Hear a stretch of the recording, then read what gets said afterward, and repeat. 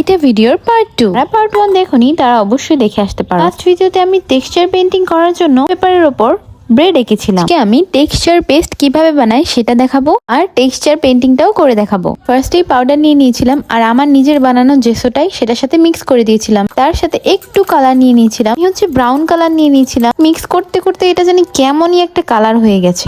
পরে ভাবলাম এটাই যথেষ্ট ভাই, কালারটা কিউট ছিল তাই ভাবলাম এটা দিয়ে টেক্সচার অ্যাড করে ফেলি। তারপর ব্রেড গুলোর উপর আমি এই কালার গুলোকে স্প্রেড করে দিব। লুক গাইস, মনে হচ্ছে আমি ব্রেডের উপর ক্রিম লাগাচ্ছি। এর জন্যই তোমাদের কাছে বলেছিলাম যে টেক্সচার আর্টটা আমি করতে চাই। তোমাদের কাছে এই টেক্সচার আর্ট বানানোর আইডিয়াটা ভালো লাগলে ভিডিওতে কিন্তু লাইক দিয়ে চ্যানেলটাকে কিন্তু সাবস্ক্রাইব করে যাবে। আর বাসায় তোমরা নিজেরাও ট্রাই করতে পারো, এটা খুবই স্যাটিসফাইং। কিন্তু তোমাদের মারা যদি তোমাকে মারে বা বকে সেটার জন্য আমি দায়ী না। টেক্সচার আর্ট বানানোর জন্য যে পেস্টটা বানিয়েছি সেটা একটু বেশি পাতলা হয়ে গেছে, আর একটু থিক বানালে মেবি দেখতে আরো বেশি সুন্দর হতো। ব্যাপার না, এরপরে যদি কোনো টেক্সচার আর্ট করি আবারও, তাহলে একটু ভালোভাবে করার চেষ্টা করব। আজকের জন্য এই পর্যন্তই, দেখা হবে নতুন ভিডিওতে। বাই।